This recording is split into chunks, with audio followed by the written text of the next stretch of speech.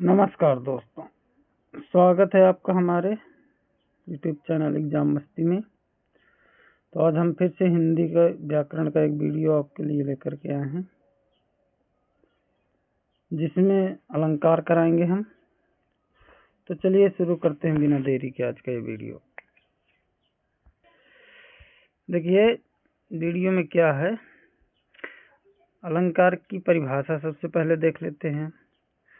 तो अलंकार का शाब्दिक अर्थ क्या होता है? आभूषण या गहना कह सकते हैं। जैसे कोई श्रृंगार कर रहा है तो आभूषण पहनता है, गहने पहनता है, तो वो सुंदर दिखने लगता है। तो उसी प्रकार से जब हम काव्य में ऐसे तत्वों को डालते हैं जिनकी वजह से उसकी शोभा बढ़ने लगे, वो सुंदर लगने लगे, तो उन्हीं को हम अलंकार कहते हैं।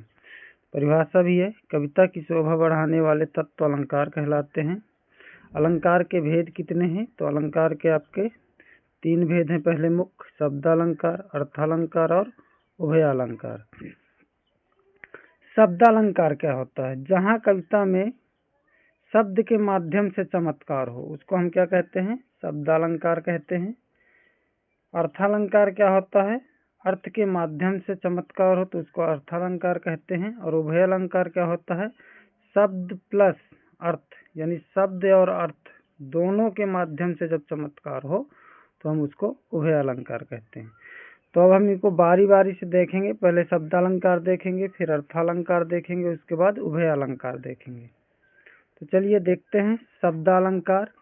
और शब्दालंकार के प्रकार देखते हैं कितने हैं। तो 5 प्रकार होते हैं: अनुप्रास अलंकार, यमक, श्लेष, पुनरुक्ति और वक्रोक्ति। ठीक है, और यही इम्पोर्टेंट करेंगे हम। तो इन्हीं 5 को देखते हैं। तो अनुप्रास अलंकार क्या होता है?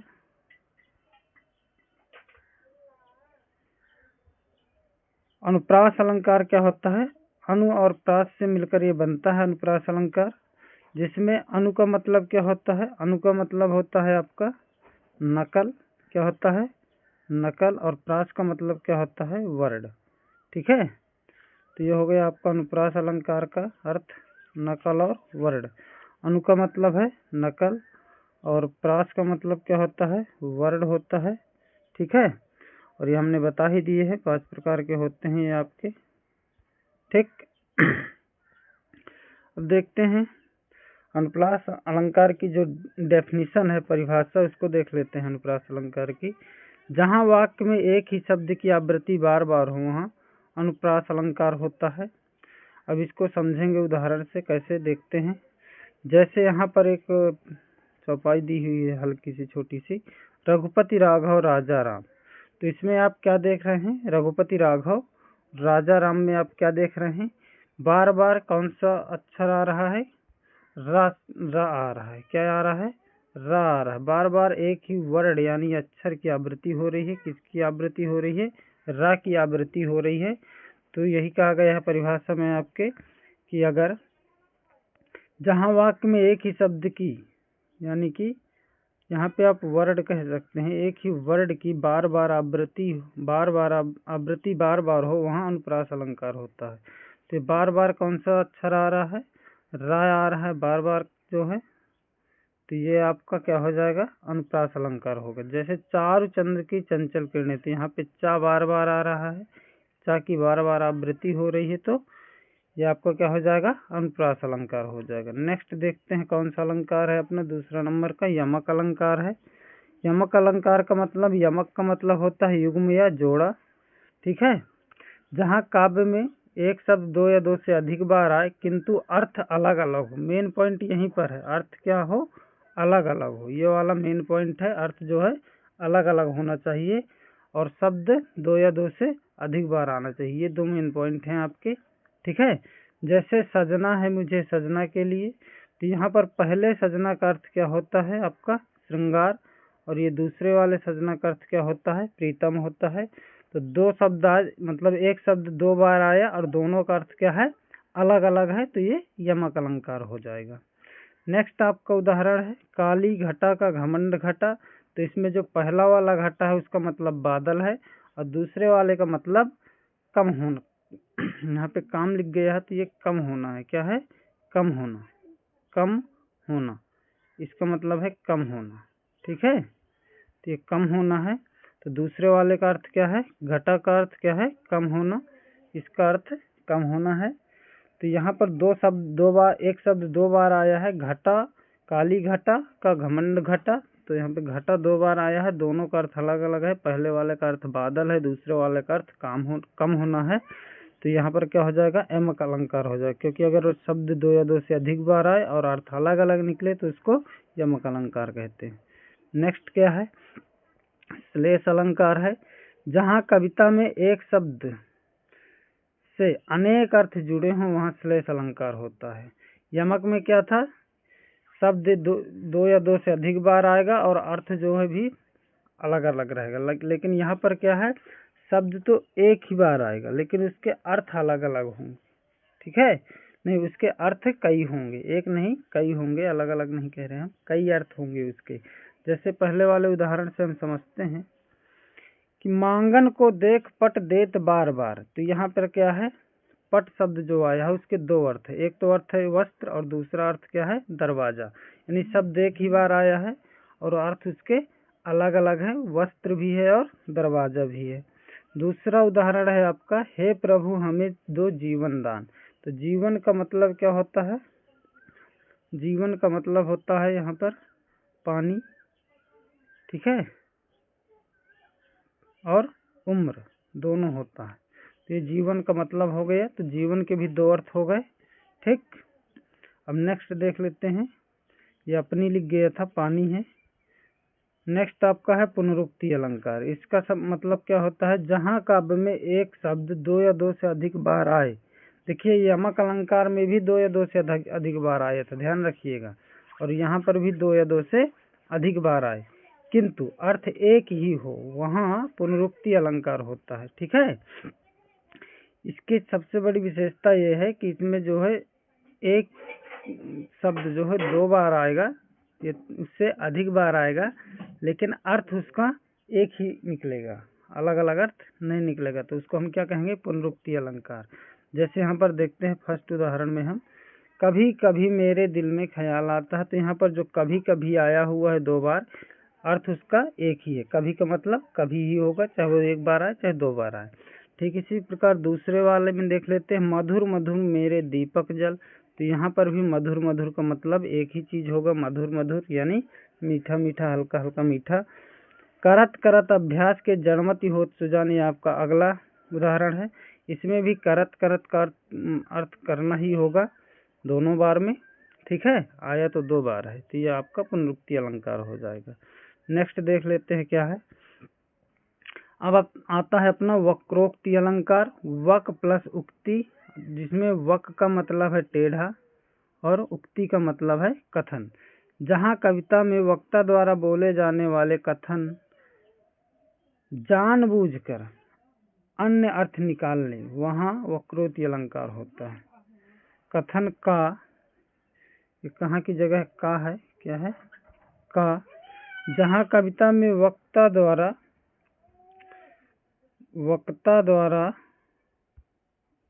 बोले जाने वाले कथन का जानबूझकर अन्य अर्थ निकाल लें, वहाँ वक्रोक्ति अलंकार होता है। जैसे कौन तुम, किसी ने कहा कौन तुम, तो कोई कह रहा है घनश्याम हम, यानी घनश्याम का मतलब उसने अर्थ निकाल लिया बादल। ठीक है, कौन द्वार पर, राधा मैं हरि, राधा मैं हरि।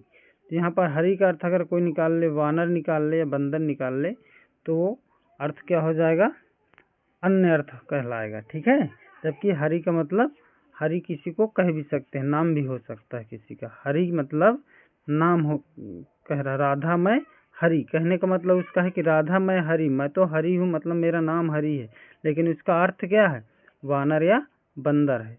नेक्स्ट देखते हैं, अर्थालंकार में आ गए हम, शब्दालंकार देख लिए, अर्थालंकार में आ गए। तो अर्थालंकार में कई प्रकार होते हैं, लेकिन हम मेन पॉइंट देखेंगे।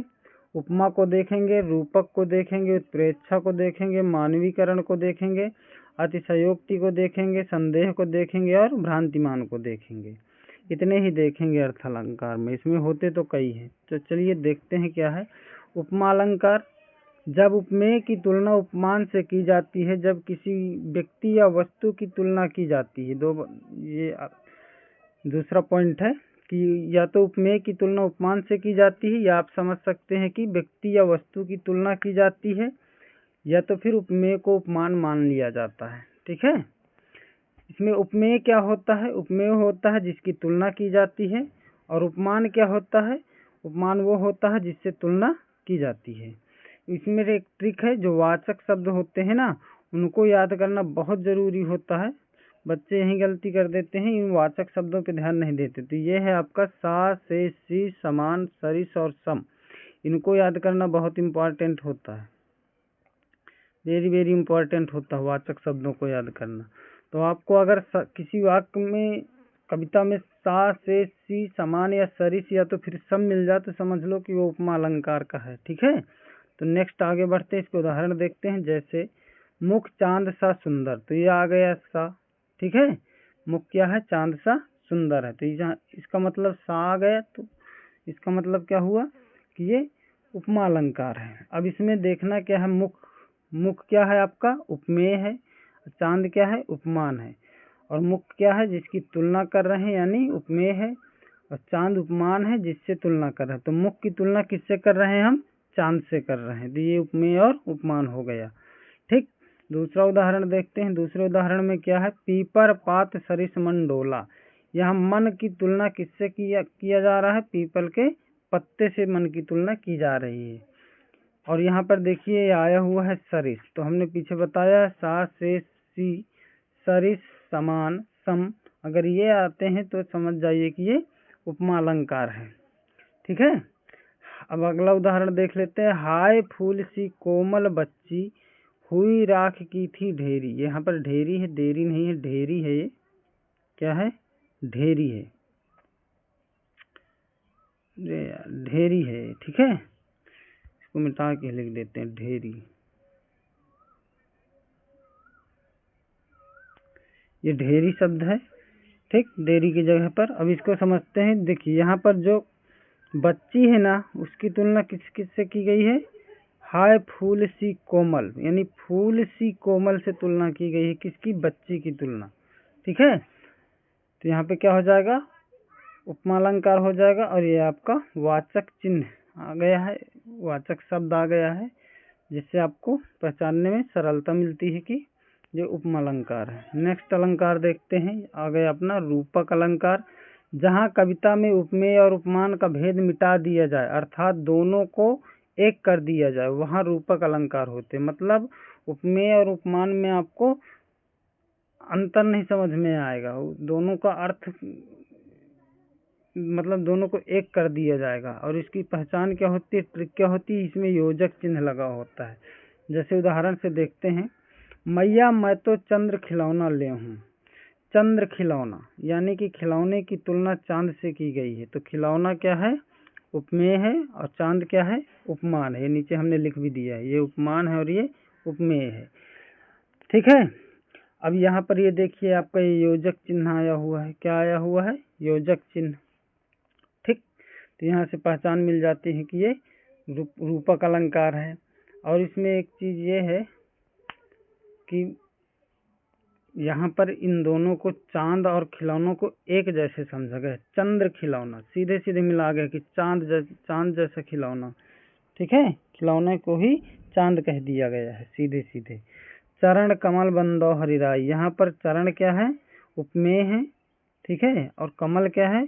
उपमान है। यानी चरण की तुलना कमल से कर दी गई है, लेकिन तुलना नहीं कर दी गई, चरण को सीधे सीधे कमल कह दिया गया है। सीधे सीधे वही चीज कह, चरण को क्या कह दिया है? कमल। तो जब सीधे सीधे किसी चीज को बराबर कर दिया जाए या उसको समझ ही लिया जाए, तो उसी को तो रूपक कहते हैं, और इसका योजक चिन्ह इसकी पहचान है। नेक्स्ट देखते हैं, उत्प्रेक्षा अलंकार। जहाँ काव्य में उपमेय और में उपमान की संभावना की जाए, वहाँ उत्प्रेक्षा अलंकार होता है। इसकी खास कर्तिक जो होती है, ये 6 अक्षर हैं आपके, 6 अक्षर याद रखिए, आपको उत्प्रेक्षा अलंकार पहचानने में दिक्कत नहीं होगी। ये जहाँ जहाँ आपको ये मिल गए, समझ लीजिए कि यहाँ पर उत्प्रेक्षा अलंकार है। जैसे मुख मानो चंद्र है, तो यहाँ पर ये आपका मानो आ गया। ठीक है, उस काल मारे क्रोध के तन कांपने लगा, मानो हवा के जोर से सोता हुआ सागर जगा। ये पूरा है, ये दोनों एक ही उसमें है। तो यहाँ पर क्या आ गया आपका, ये मानो शब्द आ गया। तो ये आपके ये यहाँ पर दिया हुआ है मानव शब्द की। अगर ये आपके 6 में से कोई भी आपको मिल जाए तो क्या हो जाएगा आपका उत्प्रेक्षालंकार हो गया। तो इसके ये 6 चीजें बस याद कर लीजिए, ज्यादा और कुछ चीजें रटने की जरूरत नहीं है। उत्प्रेक्षालंकार के लिए मानो मन मनहु, जानो जन जनो, ये याद हो गए तो समझ लीजिए जहाँ पर आपको ये मिल जाए वो उत्प्रेक्षालंकार होता है। नेक्स्ट क्या है, नेक्स्ट देख लेते हैं। मानवीकरण अलंकार, जहाँ कविता में प्रकृति का चित्रण मानव जीवन के रूप में किया जाए वह मानवीकरण अलंकार है। मेघ आए बड़े बन ठन के, अब बनता ठनता कौन है भाई, बन ठन के संवर के, बनता ठनता तो आदमी है, मानव है। तो यहाँ से सीधे सीधे मेघ को क्या कह दिया गया है, बादलों को सीधे सीधे मानव समझ लिया है, क्योंकि मतलब वो भी बन ठन के संवर के आ रहे हैं। तो इसीलिए यहाँ पर क्या हो जाएगा मानवीकरण अलंकार। आय महंत बसंत, यहाँ पर बसंत को सीधे सीधे महंत कह दिया गया है। क्या कह दिया गया है, महंत। बसंत क्या है, ऋतु है। तो यहाँ पर क्या हो जाएगा अपना मानवीकरण अलंकार हो जाएगा। ठीक है, नेक्स्ट क्या है, अतिशयोक्ति अलंकार। इसको सबको ध्यान होगा, इसमें बढ़ा चढ़ा कर बात की जाती है। जहाँ कविता में किसी कथन का बढ़ा चढ़ा कर वर्णन, ये वर्णन गलत लिखा हुआ है, किया जाए वहाँ अतिशयोक्ति अलंकार होता है। ये यहाँ पे गलत लिखा हुआ है, अतिशयोक्ति लिखना चाहिए, अलंकार होता है।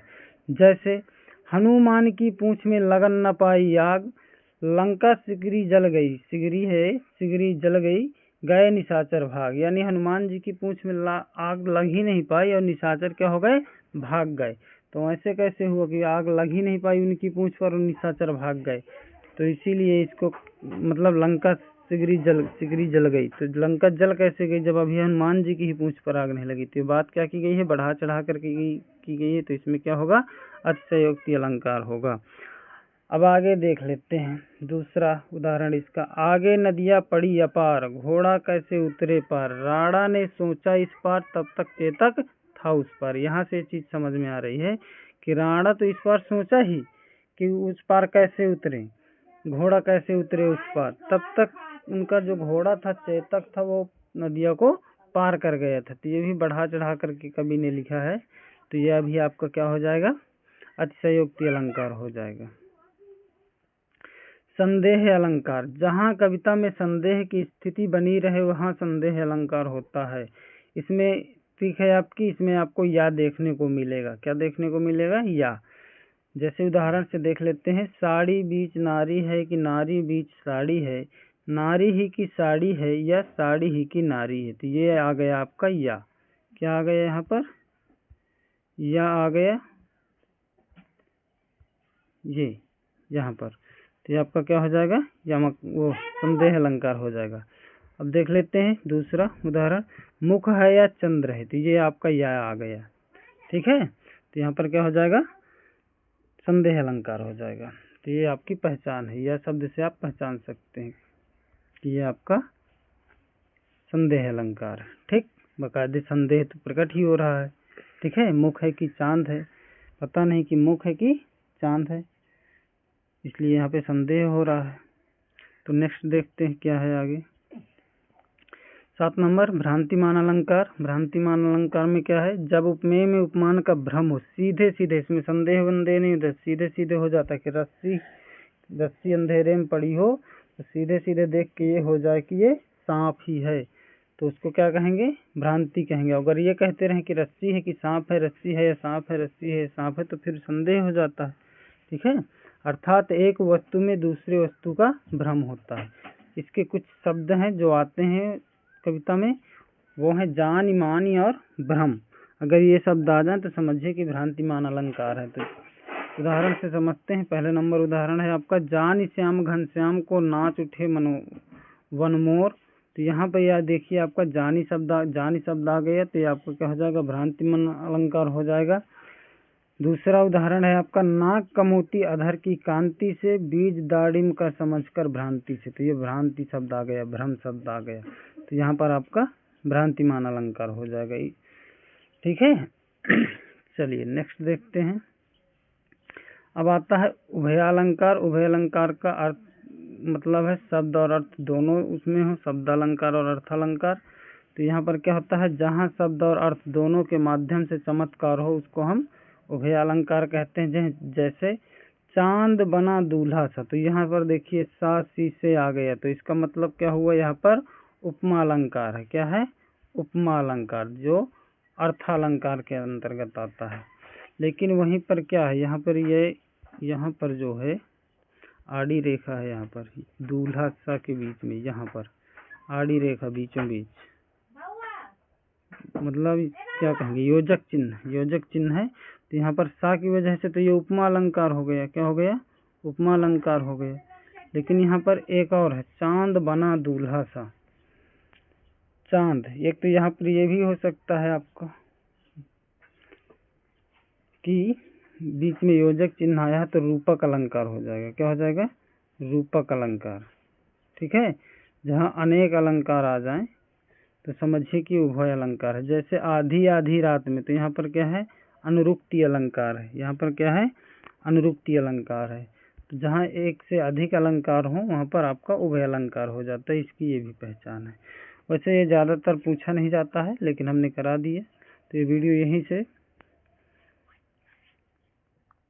समाप्त होता है। जय हिंद, जय भारत।